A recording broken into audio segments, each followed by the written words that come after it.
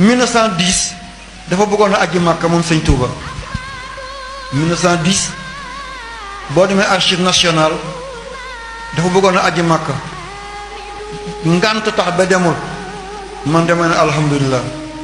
bu sëñ Touba demoon du delsi déedéet sëñ Touba li mu wax yonante bi sallallahu alayhi wa sallam li mu am ci yonante bi ak li yonante bi am ci moom mu tiim yonante di delsiwaat déedéet te kii bu tëdduloon fii ñii dee jëm safara ay milliards la ay millions lay doon 1910 moo tax yàlla tegal ko ngant ba demul waaye ba mu wàccee liggéey 1927 ca déwén ba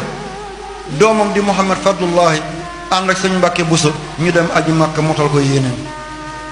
kon njaboot nii lay mel sa baay li mu bëggoon te mënu ko ci dëndam bu fàddoo defal ko